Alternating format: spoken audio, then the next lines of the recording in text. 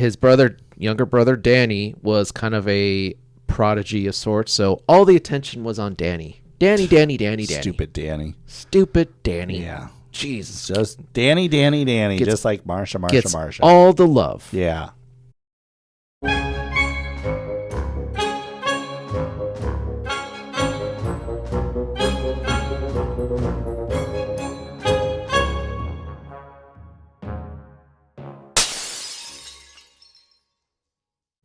Whenever you're ready, dear. Okay, just make sure the microphone is pointed at your mouth. Yeah, exactly like that. Well, hello and welcome to People Often Suck. This is the podcast that talks about true crime stories that we don't make up. Nope, we find. And there are some crazy, weird people out there that really do suck. But on the flip side of it, we also find unsung heroes that we share at the end. I am TC, and this is my co-host, Tom. who has a lovely shirt on, I want to point out, because somebody said that I shouldn't talk about his shirt, so I'm going to talk about his shirts now. It's a lovely shirt, giving a nice array of pink and teal, and it just gives that vibe of Miami, of South Beach. So you are sticking to this whole I'm going to be kinder to Tom act? Yes, absolutely. I think it's a nice looking shirt. I really do think it brings out the best features of your nose. Thank you. Well, let me return that by giving you a compliment. This is the complimentary show. Go ahead. Yes, your black shirt is definitely a black Navy shirt. blue. And but okay. It's navy blue. Which navy? It's the one that's blue?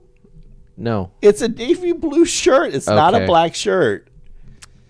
You know, we're going to have to agree to disagree on that one. It looks black. And Yeah. it's you're wearing it. So, well. congratulations. We have at least established the facts here, and I appreciate the fact that you did establish the facts, that I'm wearing a shirt that is not black but navy blue.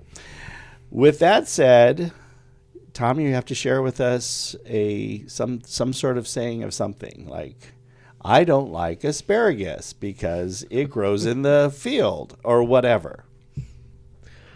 So now it's expected of me? Yes, it is actually at this point. Well, fun fact, I do like asparagus. So, Okay, wait. There you go. I need to finish that fact because not everyone it happens to. Now- Does it smell or Well- not smell? well, I mean, it smells good. That's why I eat it. But when Yes. my body is done with it. Yes. Oh, actually, no, I don't think I ever get a smell. You don't have a smell? I don't think so. Wow. Okay.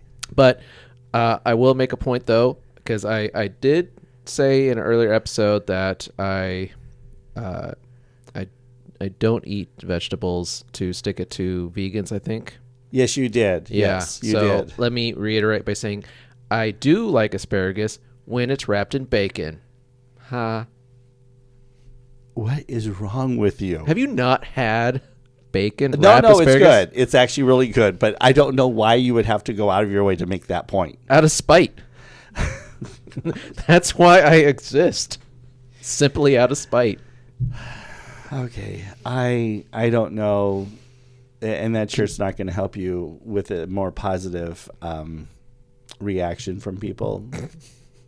What could be more positive than bacon? Actually, no, not even ham. Bacon. I'll Yeah. go with it. But I like my bacon very crispy.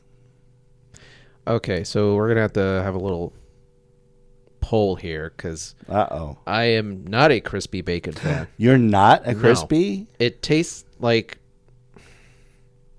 ash in my mouth when it's crispy. And how often have you had ash? way more than I'd like to admit. I'm kind of curious as to when you had Ash. Well, I don't mark it in my food journal that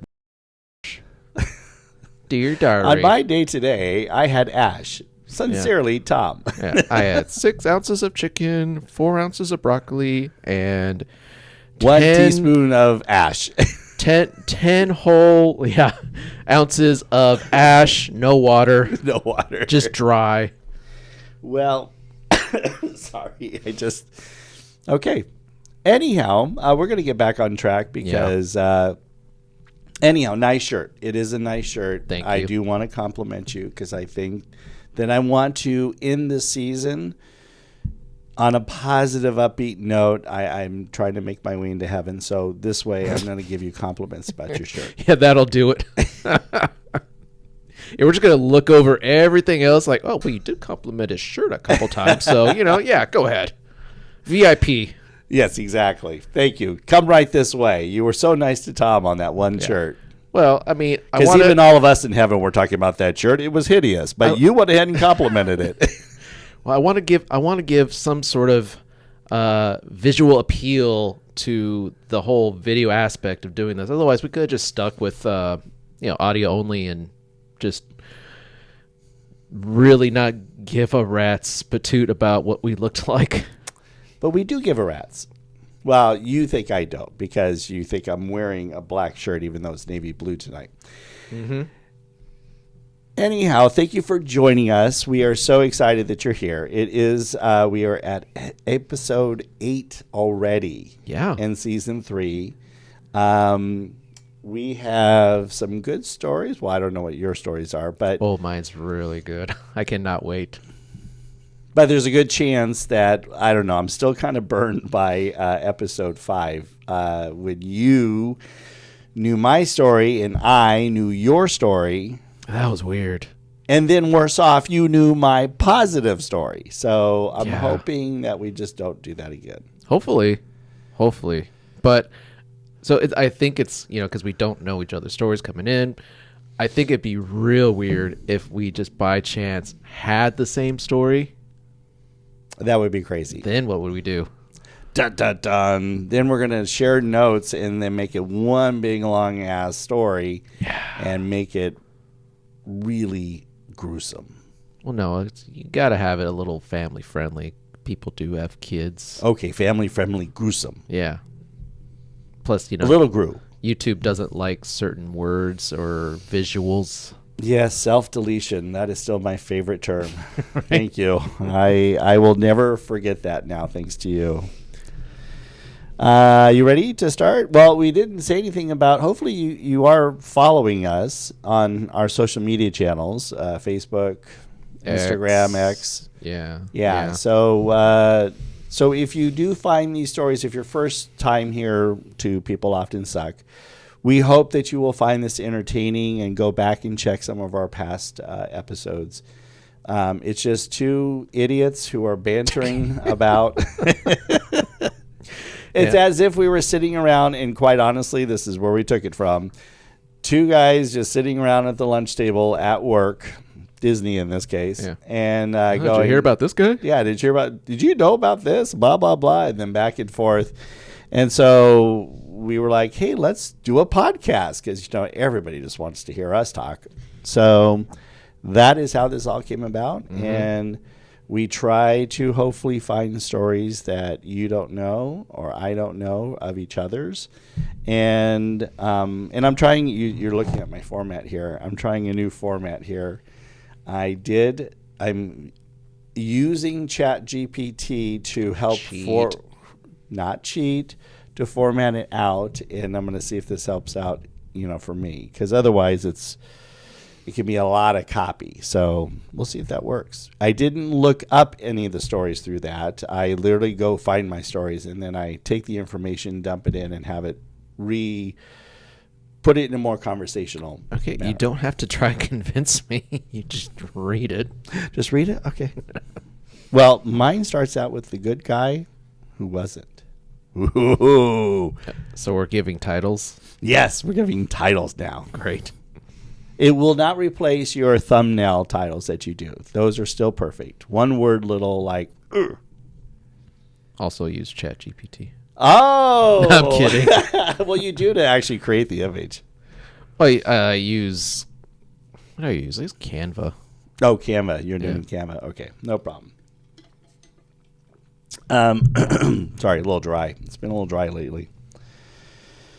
So, unlike the rest of the country that's under ice. I know, sorry, but hey, we're finally getting some weather, finally in Southern California.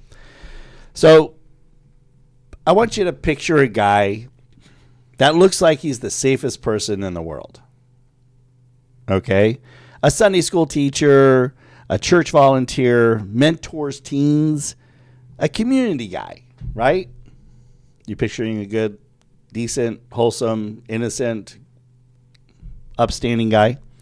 On paper, a future doctor, a turned investment firm owner, clean cut, trustworthy, and then in 1991, in Barrington, Rhode Island.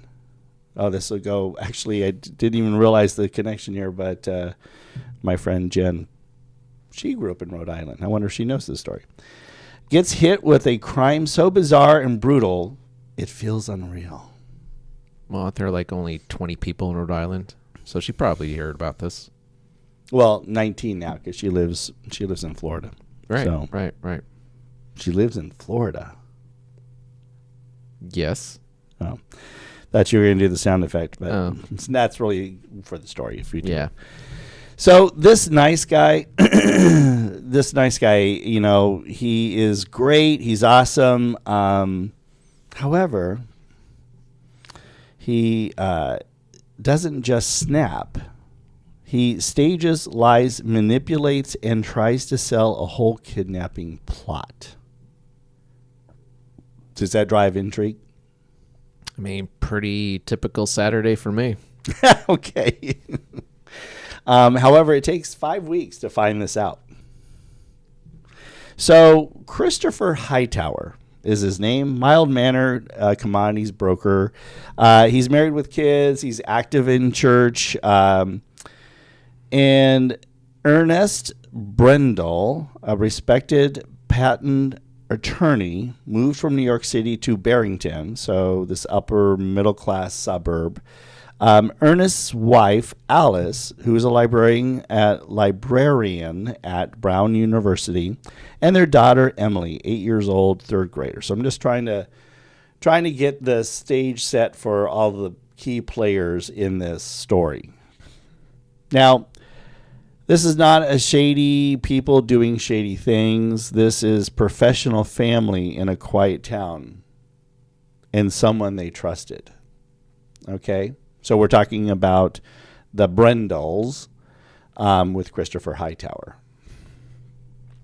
So 2 days after the violence begins, Hightower shows up at Ernest's sister's house in Guilford, Connecticut. Yeah, that's right. Her name is Christine Scrabine? I think that's right. He tells her an unbelievable story. Ernest, Alice, Emily, all kidnapped. Also, Hightower's wife and kids kidnapped. So it's the Bendels and it's Christopher's own wife and kids, all kidnapped. Hightower is the middleman negotiating with the mob. So he says it's all because he lost mafia money in an investment. Okay, well, that would make sense if it was just his family. Not the Bendels. Yeah, where does that come into play? Like, right, collateral damage? I don't know, but obviously they were in the wrong place at the wrong time. Yeah, I just also don't recall too many mafiosos running in and out of Rhode Island, but hey, maybe that was the point. Rhode Island is a very up-and-coming mafia hangout. They love the weather, the climate, low cost for living. You didn't know that? I haven't heard... Actually, no, I haven't heard anything about Rhode Island other than It's like 3 people long. It is 3 people long. Yeah, it's. I'm not going to share the jokes that I would tell my friend Jen about Rhode Island, so I'm going to be very polite and nice to the people of Rhode Island. Oh, you worried they're going to come after you? All 19 of them. Yeah. So the ransom allegedly was set at $300,000. Now again, 1991, so That's good money. Yeah, good money in 1991. And then he slides over the proof. He has Ernest's ID, Alice's ring. Christine, of course, recognizes them. That's, Ernest is the sister or brother of Christine. So he keeps her up for 5.5 hours with this mob ransom script that, he's spewing out to her. Okay. Now, if you were Christine, what would you do? Would you call the police? Yes. Or are you looking for the guy who caused this? No, please. Okay. So Hightower walks her outside to Ernest's red Toyota Camry. There's blood like in a product drop or something. Oh, yeah, sorry. Well, I guess they wanted to doing point an ad out read. They wanted to point out it was a Toyota Camry. Okay, so with enough room to fit 5 bodies, Toyota Camry. if you're gonna actually kidnap a family, do it in a Toyota Camry. All right, And make sure it's a red one. money, please. Yeah. So there's blood in the back seat. There's blood in the trunk. Enough that Christine is like, okay, something happened. So she's now convinced something has happened because she didn't believe the 5.5 hour story inside the house. When he took her outside, okay, something must have really happened. I like that. There's enough blood, as if there is a amount of blood that you can see, and it won't raise any red flags. Exactly. So okay. Eventually, the police do get called. Okay. Later, police are confirmed, and they do confirm it's Ernest's blood. Okay. But here's the kicker: Christine doesn't know it yet, but the story Hightower is telling her is not a kidnapping story; it's a cover story. Dun dun dun. Okay. We really need that sound effect. If you want to float the money so we can afford a soundboard. Well, let's look into it because, it would have been helpful right there. So so let me just give you a little bit. We're going to go back a little bit in time to understand how Hightower and Brendel ended up meeting. Okay. So they met in 1989, 2 years prior, through a mutual friend in the office building that they both worked at. Brendel sees Hightower as a struggling advisor who needs a client. Brendel invests $2,000. They become friends fast. I mean, obviously, $2,000, they're going to become friends real fast. Dinners at each other's homes, weekends away at a New Hampshire vacation home. Brendel even lists Hightower as an approved contact at Emily's school at one point. I mean, they're close friends. Getting your $2,000 worth. That's exactly right. And that so that last point about the school, that comes into play. Oh. Yes. So Hightower loses Brendel's money in commodities. Then talks him into investing more. Hey, I lost $2,000 of yours. Can you give me another $15,000? Well, I just got done huffing all this paint, so sure. Okay. So he does. Yeah. And I'm going to promise you big profits. Okay. I promise you. I lost $2,000 for you, but if you give me $15,000, I promise you big profits. I don't see any downside. Why would you lie? Let's do it. Yeah. So claims another investor made a huge return later. That was, by the way, shown to be false, that story. I know, shocker. So Brendel eventually shuts it down because after now $17,000 and things don't seem to be panning out right, yeah, something's just not adding up. So in April of 1991, Brendel asked for accounting. Only about $3,139 is left from that second lump of money of $15,000. Brendel becomes furious and sends letters and demands restitution. Brendel starts to call other clients. Learns they were all swindled as well. Brendel threatens to report Hightower. July 1991, Brendel complains to the CFTC, the regulators, basically. Hightower gets a deadline. By September 17, 1991, he had to pay or respond. If he doesn't, he risks losing his trading license. Can't swindle any more people out of their money if you don't have a trading license. Gosh darn it. So for someone like Hightower, it's not just about the money.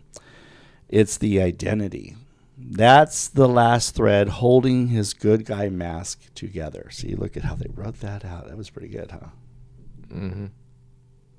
Shut up. So there's that with the Brendel relationship. Once golden, amazing, they vacation together. He has the ability to go pick up the kid from the school, all that stuff. At home, Hightower's marriage is falling apart. Oh, no. His wife, Susan, is done. Financial chaos, jealousy, rage, broken promises. Shocker. No. Oh, I thought they were going to make it. Hightower has lied for years. What? I know, right?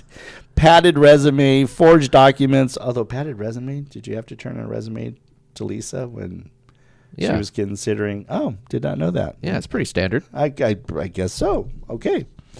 So padded resume, forged documents and school applications, sketchy investment history. Gasp. He's deep in debt. Shocker.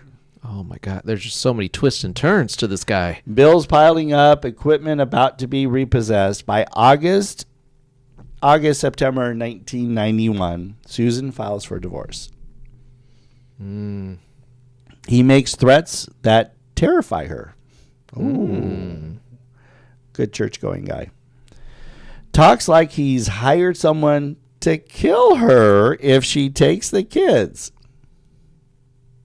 Well, that's not very nice. So she seeks to get a restraining order. She seeks, but does not. Well, I'm sure she does. But here's the thing on the restraining order thing. Okay, so you get it. Mm-hmm. It only takes 5 minutes to kill the person. How much is that restraining order really going to stop them? Only 5 minutes? You talking out of experience? Okay. No, but I'm sure you're referring to the fact that with the gun you can make it faster. It doesn't have. Well, we're not going to go down that rabbit hole of how to kill people. That's not that kind of podcast. We're not giving tips, people. Yeah. We're not giving tips. All right, so first you need gloves, and make sure they don't fit. Because then they can't acquit. Oh, shut up, OJ. So going back to some of the previous episodes this season, as I've now have to edit all of them. So I'm listening, of course, to our bantering back and forth. And you and I are both literally trying to give advice to stupid POSs like, don't do this. This is how you get caught. And the other one is like, don't say that because you're telling them the things not to do wrong. Well, I mean, that's basically every murder investigation show, period. Right. If somebody was truly willing to, they would be taking notes like, okay, so I don't want to do this and I don't want to do that. But yet they still do it. Well, no one accused these people of being smart. No, of course not. No. And Yeah. that's why I'm not overly worried that we might be sharing some vital advice for people who are considering murdering somebody out there, because they're too stupid to not even find our podcast, let alone follow our advice. Well, or you could show him by following us. Because you're smart. Like, follow, subscribe, share us. Oh, such a shameful plug. Right in the middle. Yeah. So basically at this point, Brendel is calling his bluff. The wife is done. I'm going to expose you. I want a divorce. So he's cornered. His career is about to implode. His marriage is ending. Reputation at church is at risk. Oh, no. I know. And he blames actually the Brendels for the biggest part of all of this. Well, yeah. So on September 19, 1991, the day Susan files for a restraining order, so she does actually do it, Good. and the day his equipment is about to be repossessed, Hightower buys a high-powered crossbow and arrows. Yeah. I said these people are not smart. They don't do background checks on crossbows. You can just walk in and grab. I've heard you can go to crossbow shows and there's loopholes to get one. Are you attempting to try to do a little bit of a southern accent with there? No, I don't know what that accent okay. was. I'm just making fun of idiots who don't know anything about guns. Well, apparently he was planning to do something not so nice. Something that certainly Jesus would not approve in his church. What? He's not buying it for recreational purposes? No. But it says it on the box. Do not aim and shoot people. Does it really say it on there? I imagine it does. Now I want to go look. If I find it, I will put it on here to show right at this point. But if I didn't show it, I couldn't find it. So, but I'm now curious. I want to now go look at a crossbow box and see if it says it. It has to. It has to. If they have on a McDonald's cup, caution, coffee hot. Yeah, so by that logic, it should say. It should say. Yeah, don't point at person and shoot. Okay. Well, just don't point in general. Just don't point in general. Yeah. Yes. So, so he writes a check he can't cover. So he's going to go ahead and buy something that he doesn't even have enough money for anyhow. Now, it's not an impulse buy, by the way. Nope, it's a plan. Hightower waits at the Brendels' garage. So now we're setting the scene. When Ernest returns home, he's attacked and killed. Apparently he didn't follow the instructions on the box. Oh, He is did with the crossbow? Well, okay, I'm assuming because that's what he just bought. I mean, you can't assume that. Okay, good point. What if it was with a hammer? You know, lots of people claw are hammer? killed with hammers. Yeah, Claw hammer? claw hammer. You asked me in the last episode. Why do you keep doing that? I'm like, because that's what you showed me what the claw hammer looked like. Claw hammer. So, okay, well, at the moment, Ernest has been attacked and killed. Okay, that's confirmed. Yeah, that's confirmed. How, that is up to speculation.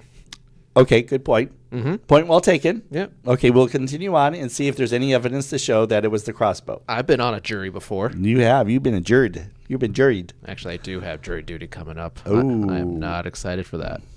It's your civil duty. It's actually great. And by the way, they love Disney people because Disney pays. So you may be getting on a jury. Oh.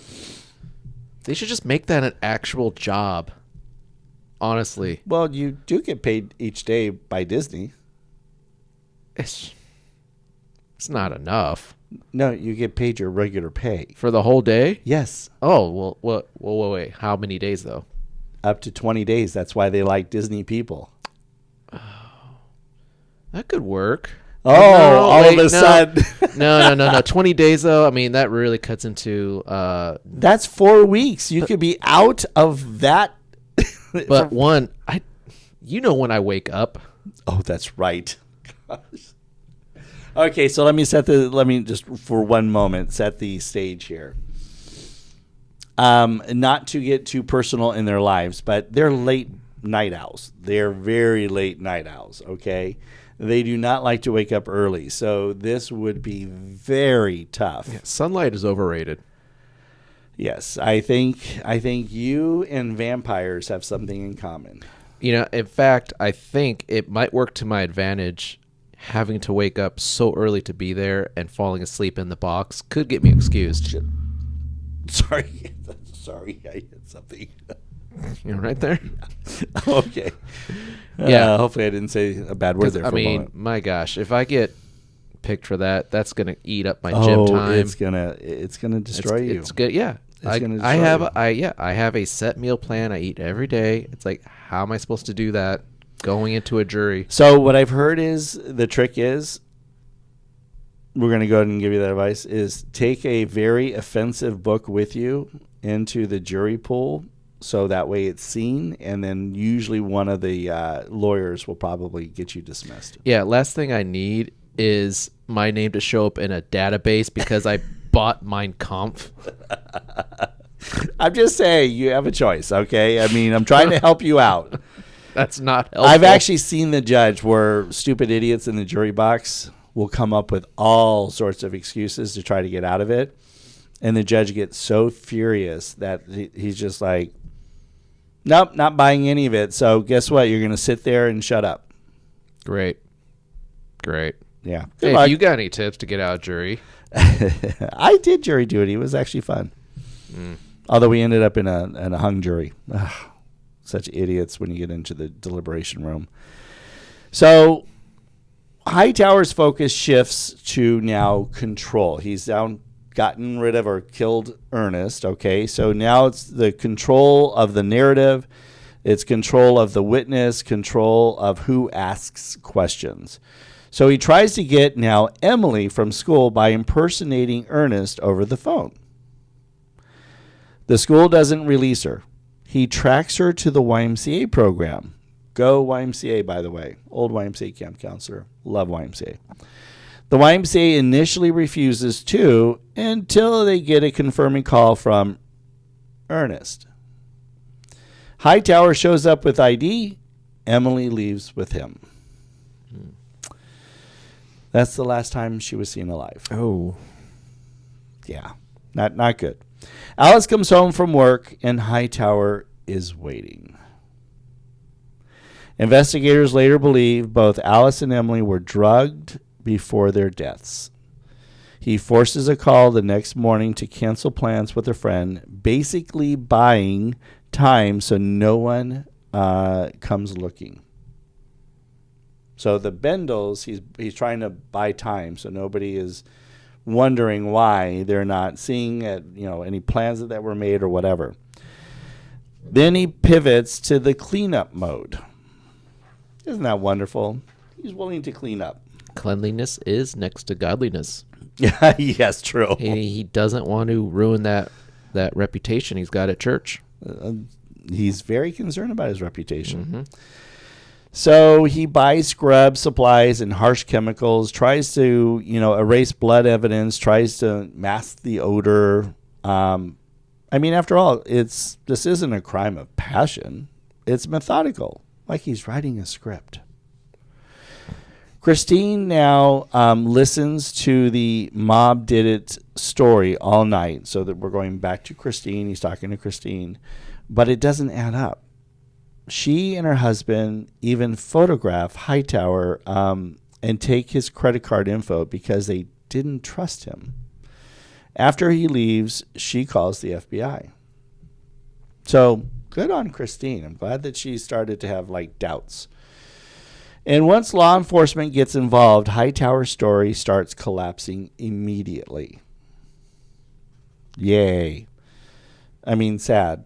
Whole family's gone, but yay that they don't believe his BS. So police pull Hightower over while he's driving the Brendel's car. Because remember, he drove it over to show to Christine the blood. A red Toyota Camry. Mm-hmm. So in the trunk was the crossbow. Other suspicious items connected to cleanup and burial and blood evidence. He's arrested and initially on extortion, kidnapping related angles held while they investigate. At that moment, police have a huge problem. You said it in the last episode. If you don't have a body, Oh, you don't have a crime? that's one of their biggest problems. They have no bodies, which makes murder charges even harder. So Hightower, he knows that. Not a stupid guy. Well, he is stupid, but some things he's trying to think out here. So the town starts searching and spends weeks searching. There's prayer services. The community is in shock. Okay? People are struggling to believe that a church guy would have been involved in something like this.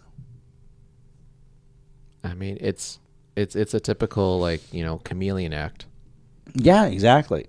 Although I will tell you, I hate to say it, it doesn't make churches bad necessarily, but you have a lot of fake Christians that sit in the pews in churches every Sunday morning. It's like a wolf in sheep's clothing. Correct. Then a woman walking her dog finds shallow graves near St. Andrew's School, less than a mile from the Brendels' home. Ernest is in one grave. Alice is in another. Emily found with Alice, ending the remaining hope. So the Brendels are gone. That's when the case stops being missing persons and becomes more of, full-on murder crime investigation. So while Hightower is sitting in jail, he starts writing anonymous letters signed Lynx, Lynx. The letters claim the mob killed the Brendels. So he's not giving up this story. Hightower was framed. Threats against people in his life. But the letters include details only the killer would know. Not sharpest knife in the drawer. Well, that's usually what does people in, is they think they're smarter than the police or FBI. Right. I mean, you have to realize that law enforcement has been doing this for decades. There are people, when they finally get into the investigator seat, they've been doing it for decades, people. So basically, the letters all get traced back to him. He tried to create a villain and accidentally gave investigators a roadmap in the process. So by trial time, 1993, so 2 years later, evidence stacks up.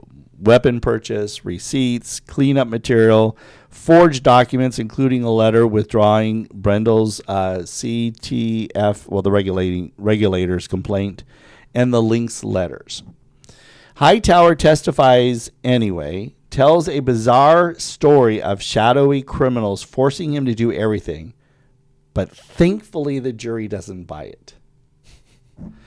He's convicted and sentenced to multiple life terms. He continues to maintain his innocence. Still? What are we, 30 years later? We are, 1993 he got convicted. So this would be 33 years later. So how old would he be? In the 70s now? Yeah, it's got to be at least in his late 60s, young 70s for sure. I think just to further, because I've said this before, just to further continue the punishment, kick him out. Let him back out into society. Let him realize how good he has it. Maybe when he turns like 78, 80. Okay, go ahead and try to live in life. Yeah. Try it. Good luck. Yeah. We'll give you your Social Security that you earned up to this point. Mm-hmm. See what that gets you. Not much. Yeah. Yeah. So anyhow, there was no mention. So I don't think that he ended up killing. There was no mention about killing his wife or anything like that. I think they just took off. But the Brendel family. So, Oh, what a POS. and you hadn't even heard that story. No. Inside, there's a little bit of me that's excited. Okay. Well, you ready for my I'm ready for story? yours. Go for it. Now, you might have heard this because Uh-oh. it actually happened pretty close to home. Home, my hometown, or home here in Anaheim? Home in Southern California. Oh, okay. Yeah, this was given to me by a mutual acquaintance of ours, Ron. Oh, Yeah. Ron is great. Yeah, he came to me and said, I can't believe I didn't think about telling you this before. It's so obvious. Because he was actually a little 6 degrees of separation to this person. The victim or the POS? Both. Ooh, okay, Both. okay. So we're going to go back to the 90s. It's a 90s night. Wow. Yeah. This is like a Disney After Dark event celebrating the 90s. Except you don't have to pay hundreds of dollars. Or see the same photo locations over and over again. Yeah, well, maybe this year will be different. I'm sure it will be. Yeah. So we're going to go back to November 6, 1994. This is about Edward Charles III. Okay, Edward Charles III. So far, I have not heard of that name. Right? So Edward, the father, 55, Dolores, the wife, 47, and Danny, the younger son, 19, brother to Edward Charles III. Okay. All right, so those are the players. They were all found dead in a high school parking lot. Wow, you just went right to the chase. Yes. Okay, go ahead. They were found in Danny's vehicle, which was set on fire. Now, it was his parents were found in the back seat, naked for Okay. Whatever I'm not reason. quite sure I like that part. Danny. Younger Danny was found in the trunk. Wow. Well, I didn't want him to see the parents naked. Right. So once the flames were extinguished, authorities found the naked bodies of Edward and Dolores stacked atop the other in the back seat while Danny was curled up in a fetal position in the trunk. Oh, poor Because kid. Danny was in the trunk, his body was actually not really touched by the flames, whereas the parents... So he survived? No. They were all dead. Oh, they were already dead. But they were able to identify him Got much it. faster. Because he was more intact. Whereas the parents, they had to go through dental records. Ugh. Yeah. Gosh. Okay. Even though Edward and Dolores, the parents, were badly burned, their bodies still told a story. All three were either stabbed or beaten by a large object. At first, authorities would look at Dolores's father, but was quickly cleared of any suspicion. So, the grandfather, for whatever reason. Then they turned their attention to Edward and Dolores' other son, Eddie, or Edward. Edward was kind of a black sheep of the family. He just worked at a gas station, didn't really amount to much. His younger brother Danny, was kind of a prodigy of sorts, so all the attention was on Danny. Danny. Stupid Danny. Stupid Danny. Yeah. Jesus. Just Danny, Gets- just like Marsha. Gets all the love. Yeah. Well, But it doesn't justify murder. Well, you don't know yet. Okay. So Eddie had a weak alibi that he was with his girlfriend at her house at the time. And this kind of made some headlines because the girlfriend was also a extra on the show Baywatch. Oh, okay. Yeah, she was just kind of, because she fit that profile of, blonde, good body. You look like you're someone who should be on a beach. If you've never seen Baywatch, I mean, all you have to do is watch the opening credits on Honestly- YouTube, and you'll know exactly what we're talking about. honestly, yeah, it was the 90s. It was the closest thing to Beach Cops, I guess. Yeah, right. But detectives were uneasy about Eddie's behavior when he was told about the deaths. He kind of just had a nonchalant, that's horrible. Oh. Yeah. Please don't attempt to try to act in a movie. He just seemed disinterested, and he didn't bother asking how they died. Which, if someone just told you your whole family Yeah, how did they die? died, it's like, what happened? oh, okay. All right. Yeah. So, we're done here, right? Upon further investigating, Eddie was the black sheep of the family, like I said. He had a record, shocker, while his younger brother was a gifted singer. Oh. So a break in the case came on November 9th, so it's 3 days later. Okay. Eddie's karate teacher claimed Eddie confessed to his crimes. Oh. I don't know if he just had him in a really good headlock or something, and he's like, I'll tell you a secret if you let me go. Yeah. Let me out. I killed my family. Yeah. So when confronted, Eddie tried to shift blame on the grandfather. So it's like, no. Granddad did it, not me. Granddad did it. Yeah. Okay. Pop. Yeah. More ways than one. So, unbeknownst to Eddie, a homeless woman found a 16-inch crescent wrench while dumpster diving. Sometimes they do come in handy. Right? So, I mean, why this is homeless person. oh, yes. So, this is important because in addition to the hair and blood found on it, the tool had a yin and yang symbol engraved in it that also happened to match the other tools that Eddie had in his toolkit. Oh, and that somehow comes together. Yeah.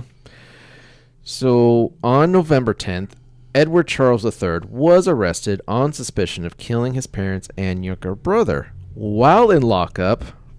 Because, this guy's definitely a Mensa member. Eddie tried to hire a hitman to kill his grandfather. What?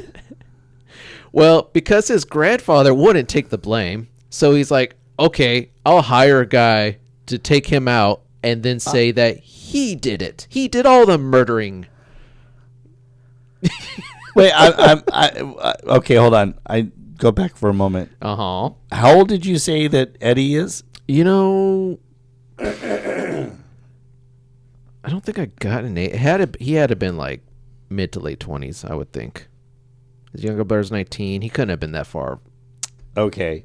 So now you had just made a comment that you said, did you say for sure that he was part of Mensa or that Mensa? Or Mensa or whatever, or that No, not he really. could have been type of thing? No. I'm just... No. But what I'm saying is you're giving an example, like he could have been type of thing, because here he is in jail. No, he's an idiot. Is He's what I'm just saying. an idiot. Okay. Yeah. But He's a smooth brain.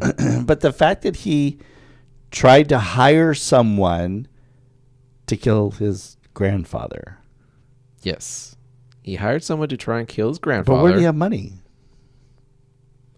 I'm sure he stole it at some point, or it's just empty promises. But Wow. Maybe he meant Christopher Hightower. he tried to take out his grandfather because his grandfather was not playing ball and taking the blame. And he would convince this hitman, well, you should also take the blame for all the other murders, too. Wait. He was trying to get the hitman to take also the blame? Yes. Oh, Yes. I'm sure the hitman was like, yeah, I'll go ahead and do it. Oh, yeah. He basically did. He's like, okay. Wait, what? Well, however, the hitman was a undercover detective. Okay, thank you. I was like, there can't be somebody that stupid out there to be like, Yeah, I'll take the hit for all those other ones. Yeah. Probably not, but there is somebody stupid enough to try to hire somebody that would, and that's Eddie. And that's Eddie. Edward. Yes. So Edward was convicted in January of 96, so like a year and a half later, and sentenced to death in 1999. Because at that time, we actually valued correctly punishing criminals in the state. Yeah. Once upon a time. Yes. In 2015, the California Supreme Court unanimous. Okay, I wrote this word. Why can't I say it? Unanimously. Unanimously. Wow. I need coffee so bad.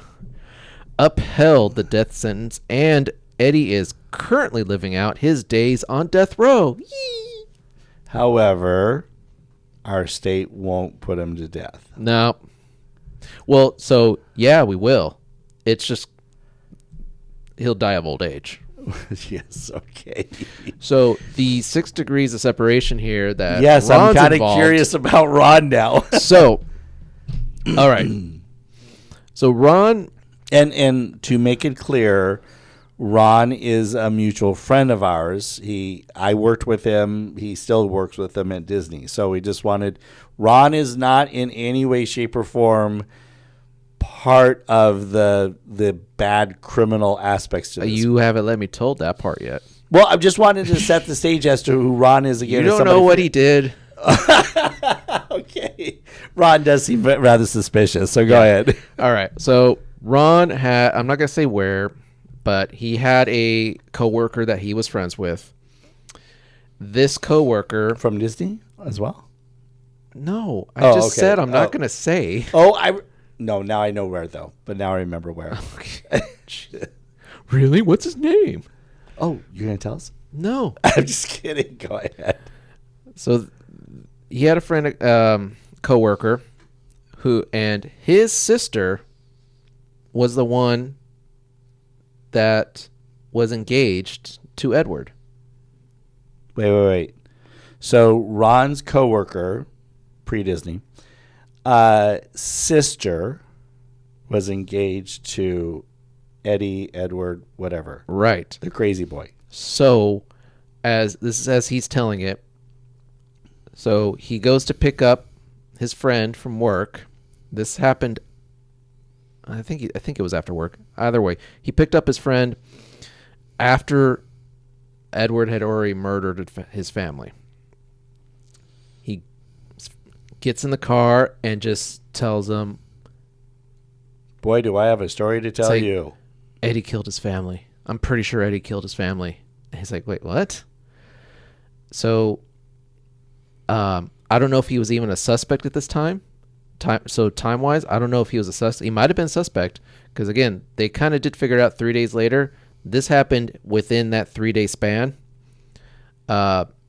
They basically, his family, basically figured out that Eddie did it. Now, he was staying at their house, and it just Edward was staying Edward at is his girlfriend's family's house. And after hearing what happened, and kind of, according to Ron, he was very much a quiet, just kind of sit in the corner, not interact with anybody kind of guy. They always say that about the... Yeah.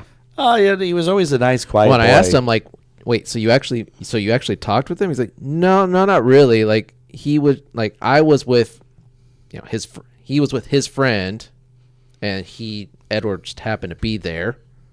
So it was like, I've seen him. Ron has had a chance to He's actually been in see the room. him. He's been in the room with him. Probably said a hi. Yeah, like, hey, what's up? Yeah, that's it. That's it. And that's usually about as much as what Ron will say anyways. Ron? No, well, Ron's not much of a talker. Oh. So, yeah, the family kind of picked up that he might be involved.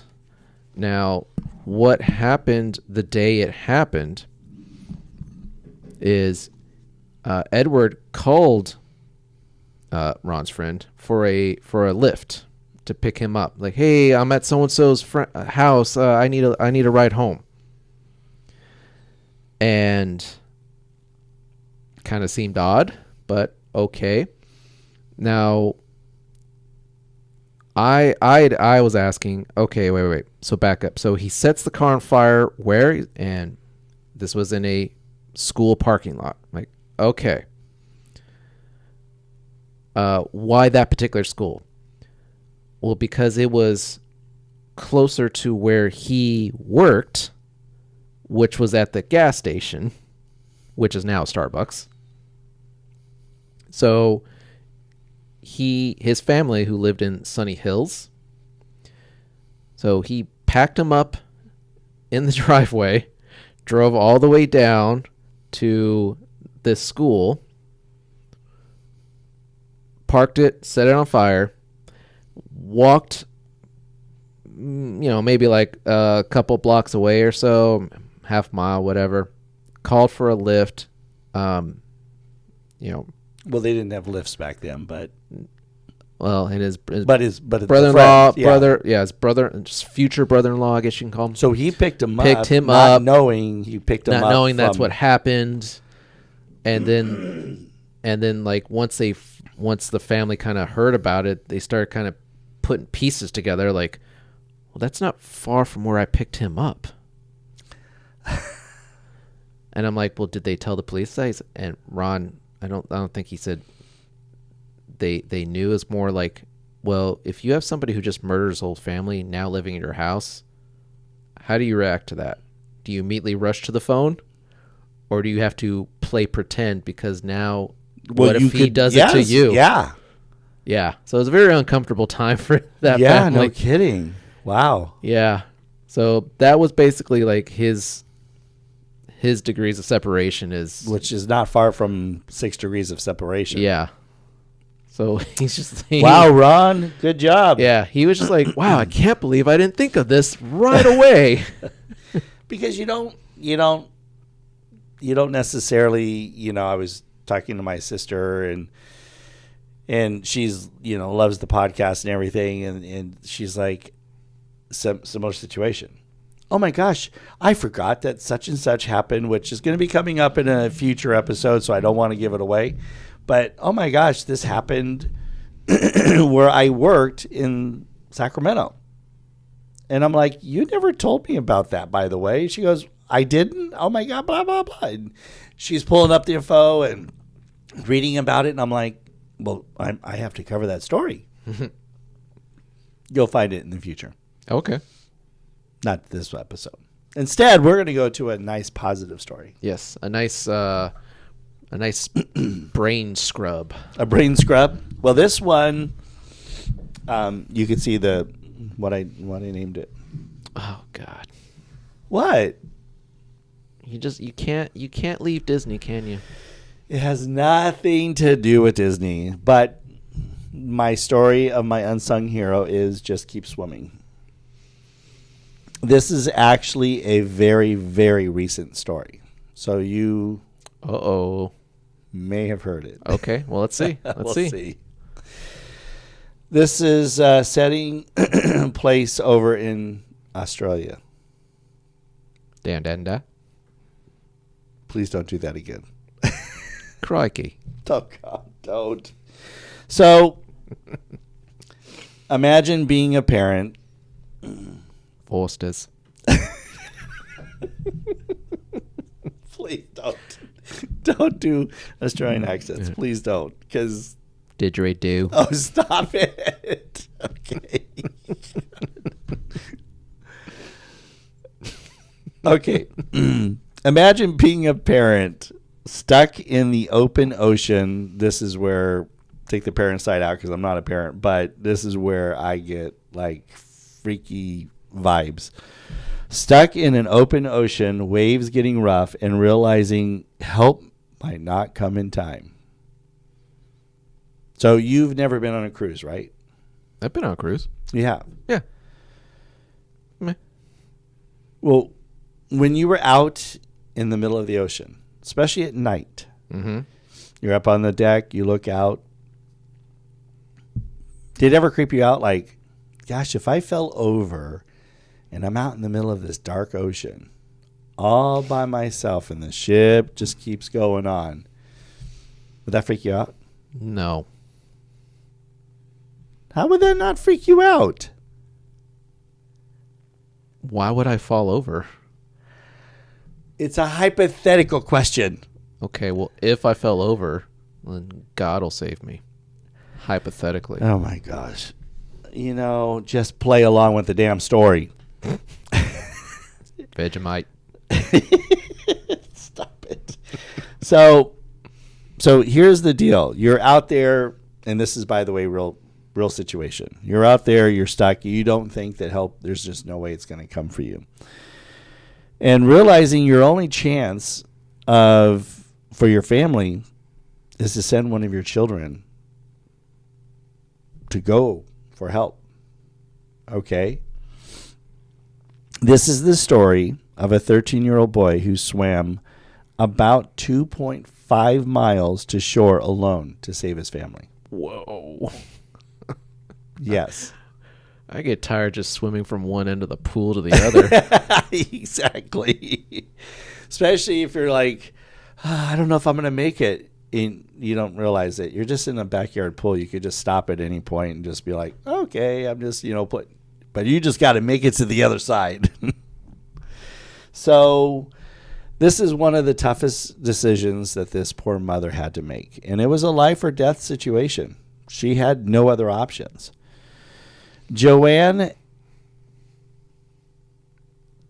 I don't want to say, I don't want to say, you can do it. It cannot be Appleby. Why not? Appleby. Let me see. Appleby. Let me see.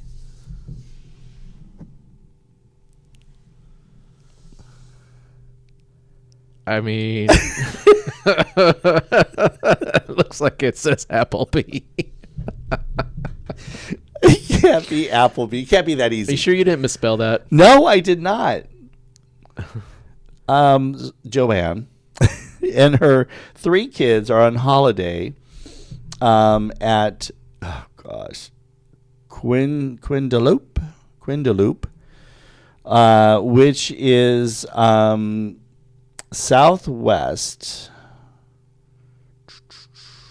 of Perth. It's about 250 kilometers south of Perth, if you know where that is. Australia. Thank you. Beautiful coastline, popular holiday spot.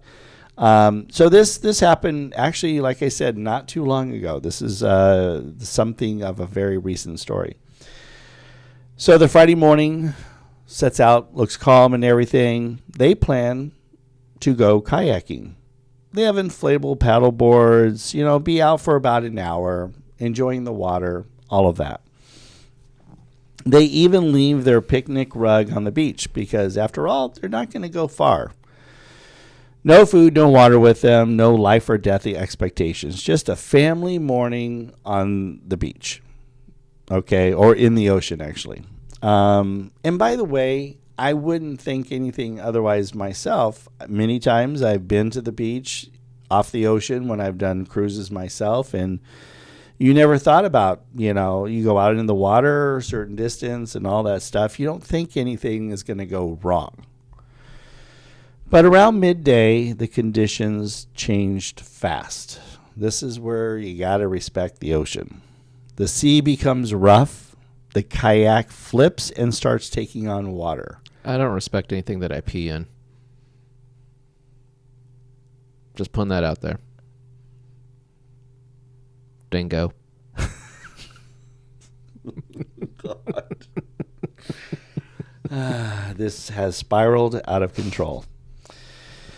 So the family realizes that they're being pushed out, not back towards the shoreline. They're getting pushed way out. That's when the reality hits. They're drifting. They're tired, and they're getting further and further away. So Joanne realizes someone has to get help, and there's only one option. Austin, who is 13 years old. So she knows he's the strongest swimmer. She knows that she can't leave the other two kids alone in the ocean. So Joanne later says, one of the hardest decisions I've ever had to make was to say, try to get to shore. She has no idea if he's going to make it or not. This isn't bravery in a movie. This is fear and logic and desperation. At first, Austin tries to tow the family back using the kayak. There's no way. This little kid's not going to do it. But the kayak keeps filling with water. It's dragging him further out. It's tiring him more, by the way. So he's scared and even thinks that he sees something in the water. Oh, God. I know, right? See, that scares me more than being drifting out, is not knowing what's 10 feet below me. Uh-huh. And you can't see a lot of times unless that water's clear enough. Eventually, he makes another terrifying decision. He ditches the kayak. He removes his life jacket and because it's slowing him down. Now it's just him and the ocean. Massive waves, no flotation. He keeps repeating one thought.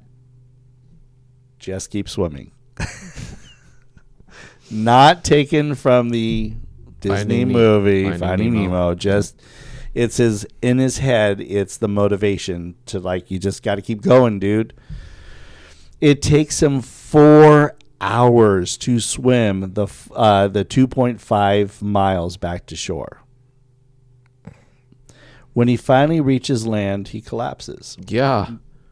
I would have.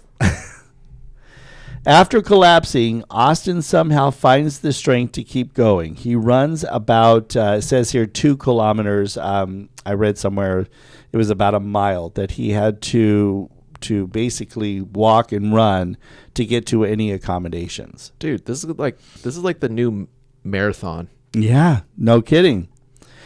He grabs his mom's phone, calls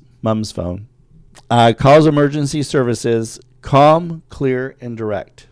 This kid just 4 hours, potential death out there. Probably like, I have no idea if my mom and my siblings are still alive. I need helicopters. I need planes. I need boats. My family is out at sea. That's wild. Rescuers later say his detailed description of the kayak and paddle boards is critical. They call his efforts superhuman. So Joanne, Bo 12, and then Grace 8 are still drifting. They are out there for 8 to 10 hours. Ooh. At first, they try to stay positive, singing, joking, treating it like a game. Hey, can we survive this next wave that is coming to smack us up, upside the head? But then the sun starts going down. Oh, one of the biggest fears that I have is being out there in the ocean in the pitch black dark. The waves get bigger. The water gets colder. Bo loses feeling in his legs. Poor kid. Joanne admits she begins mentally preparing for the worst. She's comforting her kids while believing they might not survive. She even looks up into the sky, thinking of her mom in Ireland, asking for help. Joanne had tethered them together, but near the end, a big wave hits. Bo and Grace are swept away from her. Oh. This is like becoming a movie. This has got to become a movie. Much better than that stupid Castaway movie with Tom Hanks. Wow. I'm just taking it from the other story that you did earlier. So, rescue boats finally arrive, but Joanne can only hear Grace screaming. She can't hear Bo. She begs rescuers to stop the engine. Then she hears his voice. They all pulled from the water alive. Awesome. So if she hadn't had them stop the motors or the engine,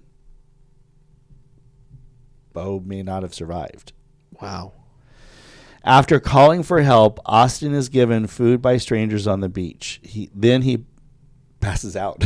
I mean, how this kid has made it is amazing. He wakes up in a hospital alone. He thinks his family didn't make it.